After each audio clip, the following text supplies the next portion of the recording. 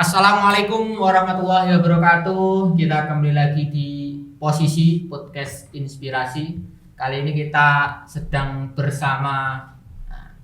Nanti kita tetap kenalan lagi karena materinya berbeda dari yang kemarin-kemarin. Kita akan membahas tentang narkoba, ya, oke, narkoba. Karena itu sangat berbahaya, perlu kita waspada. Ya. Selamat siang, rekan. Saya manggilnya rekan atau Pak atau Mas atau Mister. Boleh dipanggil rekan saja nggak apa-apa. Ya, rekan Faik Purnomo. Oke, selamat siang rekan Rizky. Iya. Betul ya? Betul sekali, Rizky Celorot. Oke. Gimana kabarnya? Alhamdulillah luar biasa. Luar biasa. Oke. Sudah mengonsumsi narkoba berapa? Saya rasa semenjak saya lahir sudah sering, tetapi dosisnya cukup rendah. Wah, ini nanti ada banyak pertanyaan tentunya nih sampean bilang seperti itu. Ya. Oke, bisa Ya, dijelaskan mungkin. Sebelum kita lanjut pembicaraan lebih dalam, saya kok penasaran sebenarnya makna narkoba itu apa? Oke, mungkin secara umum sejak kita sekolah ya, kita sudah dikenalkan dengan banyak sosialisasi apa sih itu pengertian narkoba. Iya. Jadi yang paling umum narkoba itu merupakan singkatan daripada narkotika, psikotropika, dan kemudian zat adiktif. Zat aktif. Oke. Jadi ketiganya tersebut itu sama-sama memiliki potensi merusak tubuh manusia. Di antaranya kalau kita berbicara mengenai narkoba ya, apapun itu bentuknya, mulai dari itu berupa makanan padat ataupun berupa cairan ataupun berupa gas yang menguap itu.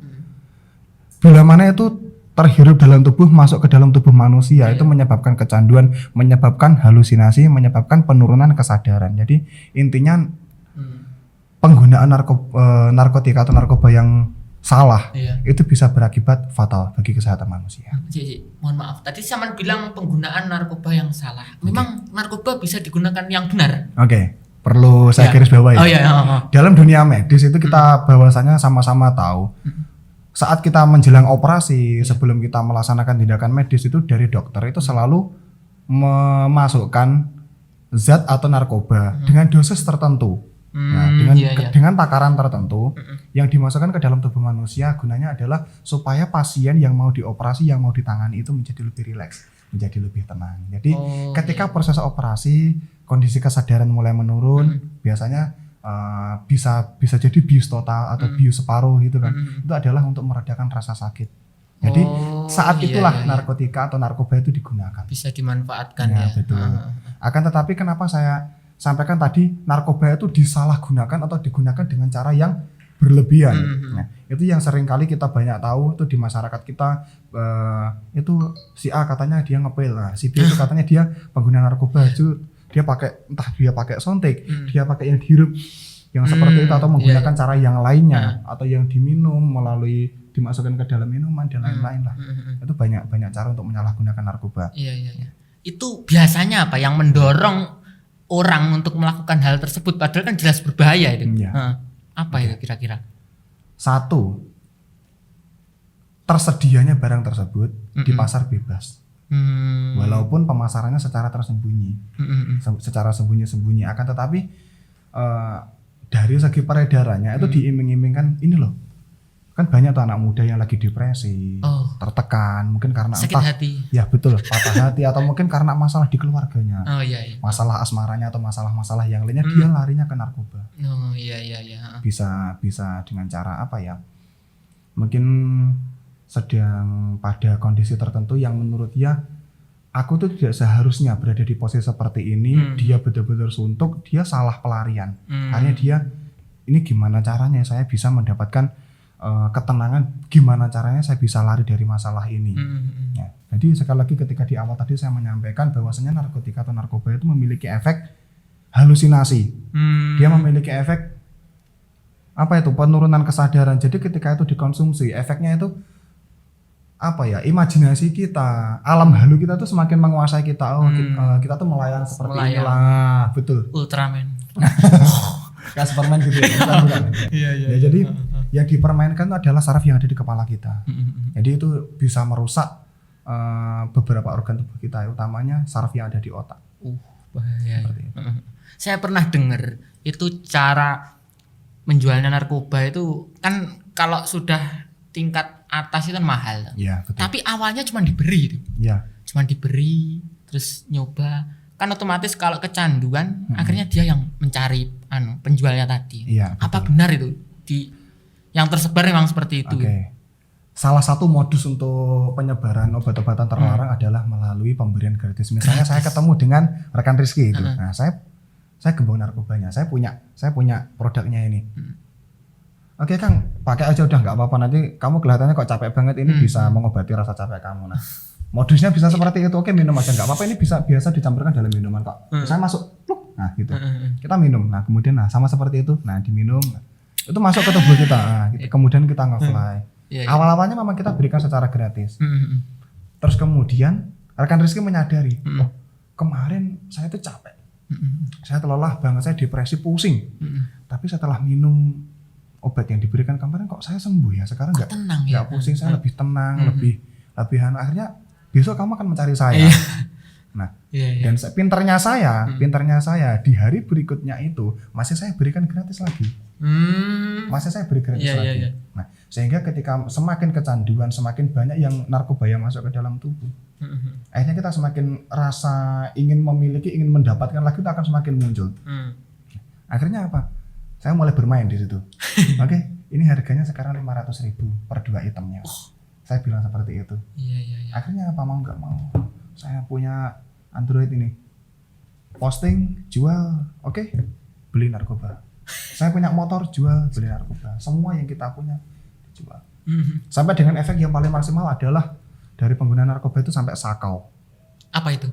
Sakau itu kondisi terparah daripada pecandu narkoba. Jadi dia kondisinya saat itu juga dia harus mengkonsumsi narkoba. Apabila tidak, kondisinya akan semakin parah, dia kejang-kejang atau seperti apa yang lainnya itu. Sampai seperti itu ya? Seperti itu. Karena apa? Memang di sini dia sudah rusak. Yang tertanam di sini, saya harus mengkonsumsi itu supaya saya bisa tenang. Jadi efeknya narkoba itu sangat luar biasa. Kenapa kok bisa sampai beredar seperti itu? Itu karena memang disalahgunakan. Seolah-olah itu digunakan untuk mengobati depresi, mengobati stres, mengobati berbagai masalah yang ada. Tapi kita tidak tahu di situ ternyata banyak tipuan. Kenyataannya penambah masalah ya. Iya, betul. Ya mungkin secara pribadi seolah-olah itu bagi pengguna narkoba, saya fan saja, saya oke saja menggunakan narkoba. Tetapi bayangkan bila mana kita menyalahgunakan narkoba tersebut, otomatis kita nge-fly di jalan, kita sedang menggunakan kendaraan bermotor, kita sedang berlalu lintas seperti itu ya. Ya kalau kita jatuh, kita kecelakaan sendiri, it's okay. Tapi bagaimana kalau kita mencelakai orang lain, mereka yang tidak salah, mereka yang sudah hati-hati. Nah efeknya seperti itu. Allah, parah. Baik itu kalau digunakan sendiri, kalau dia ngajak temannya, makin banyak. Seperti itu. Lalu untuk pengedar nih, kan kalau itu tadi apa? Jadi penggunanya. Nah, kalau pengedar itu apa juga pakai tuh? Sebetulnya pakai atau tidak itu kita nggak bisa memastikan ya. Ada juga itu dari mereka yang menjadi penjual narkoba, tapi dia tahu efeknya itu nggak baik, dia nggak mau, dia cuma mau mengambil dari sisi ekonominya. Karena dia tahu, oh oke lah, ini untuk pancingan saya kasih 2 kali gratis, kemudian yang ketiga dan seterusnya terus. Ayo kamu harus bayar, kamu harus mengeluarkan uang untuk mendapatkan ini. Kamu kalau nggak dapatkan ini, kamu akan merasakan sakit, kepalamu akan pusing, tubuhmu akan gemetar, tubuhmu, jantungmu akan berdebar-debar, efek halusinasi, marah-marah, temperamental dan lain-lainnya. Seperti itu. Ngeri itu ya, perlu diperhatikan itu ya. Dampaknya seperti itu, sangat ngeri. Nah, terus untuk jenis-jenis narkoba itu seperti apa, rekan? Atau seperti ini, miras itu apa termasuk narkoba? Dan mungkin ya minuman beralkohol. Nah, itu apa termasuk narkoba juga? Oke.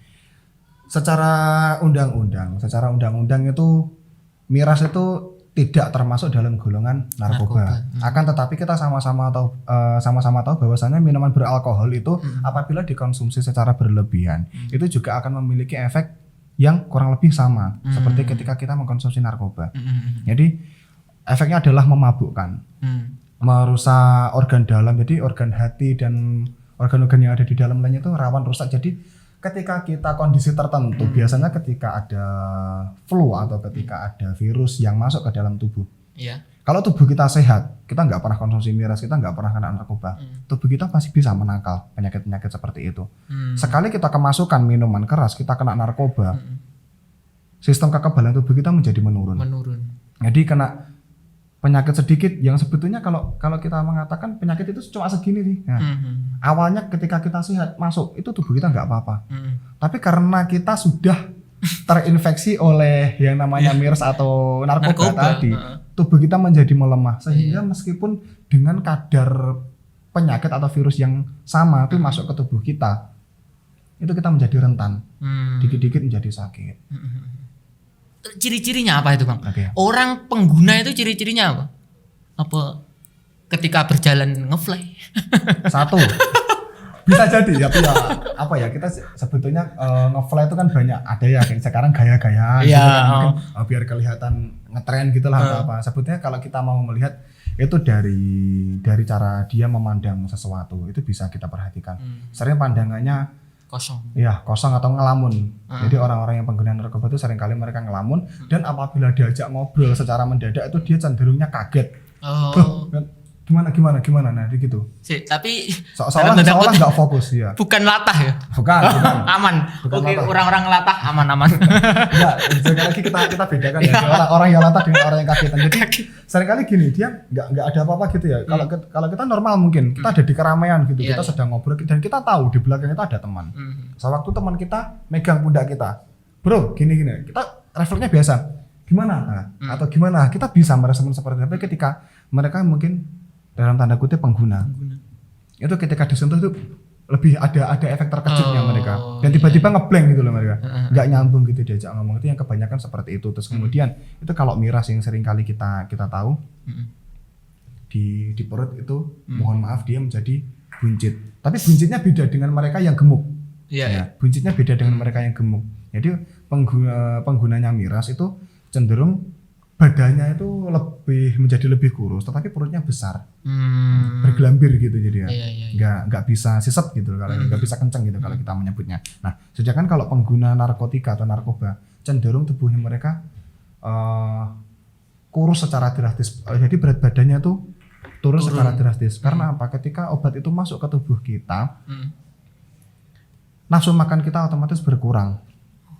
Yang kita butuhkan bukan lagi makanan, tapi obat itu. Ketika kita sudah kemasukan itu, itu parahnya. Itulah kenapa kalau kita kembali lagi tadi yang di medis ya, narkotika itu kalau efeknya sebahaya itu, kenapa narkotika digunakan untuk medis? Jadi ada kadar tertentu, ada kadar tertentunya. Jadi ada berbagai golongan, di mana golongan tertentu itu sama sekali tidak boleh dikonsumsi oleh manusia.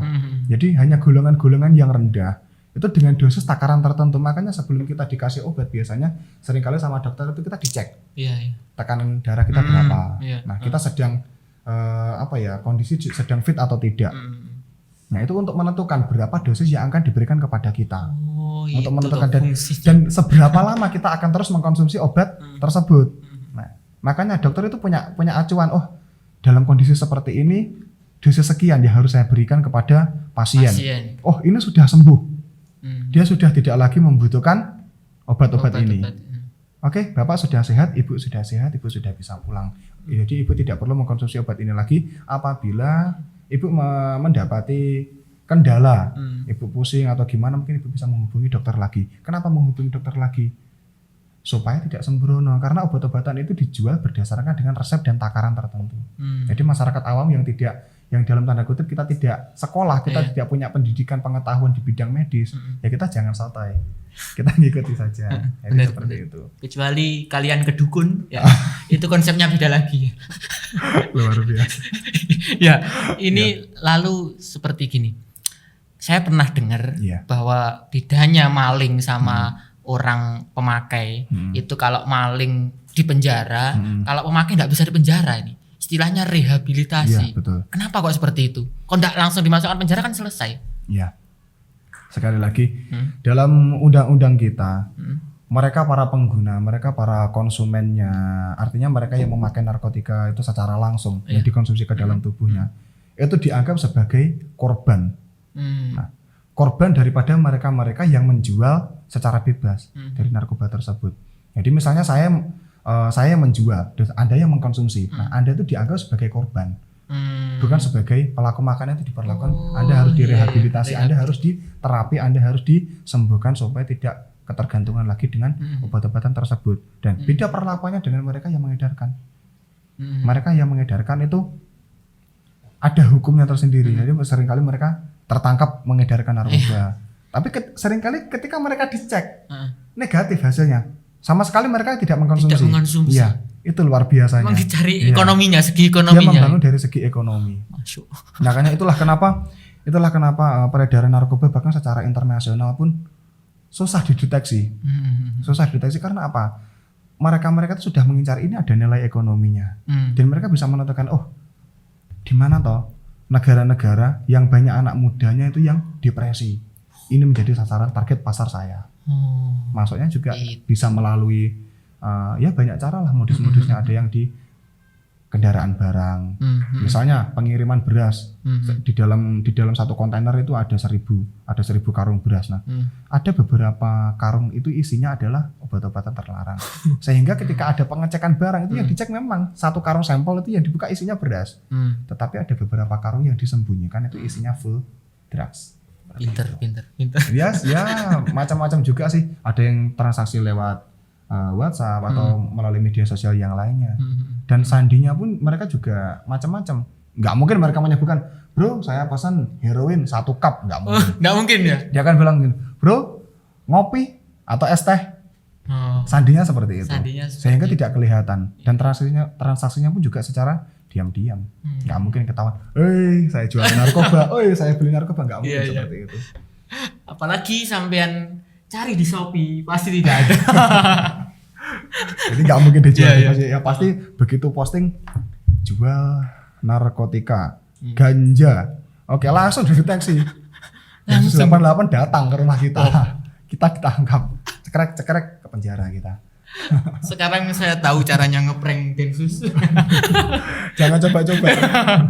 Iya. Ya, mungkin untuk yang terakhir rekan, pesan-pesan dari sampean kepada ya pemuda-pemuda, entah seluruh pemuda atau pemuda IPNU IPPNU yang menonton channel kita ini, mungkin pesan dari sampean atau hal yang perlu diwaspadai andaikan mungkin di sekeliling kita banyak terjadi gitu, seperti apa? Monggo saya persilahkan. Oke.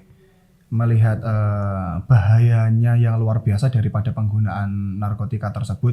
Jadi penting sekali bagi kita untuk selalu waspada. Seringkali kita kan di warung kopi atau dimanapun, nah kita memesan minuman seperti ini. Nah minuman tersebut nggak selalu kita langsung habiskan. Seringkali kita minum sedikit. Mantap. Nah selesai. Kemudian kita taruh. Oh ya sebentar ya, ini saya ada telepon, saya mau COD dulu sama teman saya. Keluar. Kita nggak tahu nih teman kita mana yang resek, mana yang jujur, gitu kan, mana yang benar-benar teman sama kita. Nah, dia karena nggak senang sama kita, dia punya niatan buruk. Nah, ketika kita keluar, minuman kita dimasuki narkoba. Dan narkoba itu ketika sudah masuk ke minuman itu nggak kelihatan. Ya. Jadi dia langsung melebur jadi satu di situ dan nggak ada bekasnya sama sekali. Penyamarannya memang luar biasa. Nah, sehingga ketika kita kembali minuman tersebut kita minum, secara tidak langsung kita kok saya jadi pusing ya. Saya jadi pusing aja. Hati-hatinya dari segi minuman seperti itu. Nah, terus hindari kita menongkrong di tempat-tempat yang rawan peredaran narkoba. Ya pasti sedikit banyak kita tahu lah di mana yang kita curigai sebagai tempat untuk peredaran narkoba. Karena apa? Bisa jadi memang kita tidak pakai. Kita tidak pakai. Tapi orang yang nggak senang sama kita seringkali masukkan barang itu ke jaket kita, ke tas kita. Ya kalau tidak ada razia, kalau ada razia, ada polisi datang, mereka mengecek. Polisi tahunya itu tas milik kita, dan di dalam tas kita ada obat-obatan terlarang. Kita nggak pakai. Nah, akhirnya kita apa? Jadi tersangka, difitnah dalam hal tersebut. Nah, kemudian jauhi circle-circle bagi mereka yang menggunakan narkoba yang kita curigai. Oh ini pemakai, oh ini baik-baik, oh ini it's okay. Seperti itu kita bisa memilah lah mana golongan. Saya rasa kalau kita circle-nya di IPNI PPNU, kita circle-nya sebagai seorang aktivis aman lah dari seperti Aman, itu. insya Allah aman. Nah, yang kalaupun kita nongkrong di kafe atau dimanapun tempatnya, yang paling kita beli es teh, kopi hitam, kopi susu, kopi hijau, ya mungkin seperti itu lah. Nggak ada yang neko-neko, nggak mungkin kita pesan, Kak pesan bir bintangnya dong, Kak pesan vodka, Kak pesan gini, nggak mungkin bisa seperti itu. Ya, apalagi itu. Ya. Jadi pesan dari saya, kita pintar-pintar untuk memilih circle, gitu saja. Jadi yang jelas selama kita jauh dari golongannya mereka para pengguna itu, insya Allah kita akan selalu aman dari peredaran narkoba tersebut. Oke. Sip, mantap. Oke. Terima kasih banget atas informasi, pengetahuan, ilmu dari panjenengan untuk teman-teman yang menonton ya. Itu bahayanya pakai narkoba, maka nggak perlu cari tahu lah. Nggak usah cari tahu, cukup kita nggak mendekati saja, insya Allah aman gitu. Karena kalau kita nanti ada penasaran bentuknya gimana ya, dari bentuk itu nanti kita make. Coba-coba akhirnya. Itu bahaya. Ya. Sekali lagi terima kasih rekan. Sampai bertemu di podcast posisi selanjutnya. Sekian, mungkin cukup itu pembahasan dari kami. Semoga tetap menginspirasi. Allahumma muwaffiq ila aqwamit thoriq. Wassalamualaikum warahmatullahi wabarakatuh.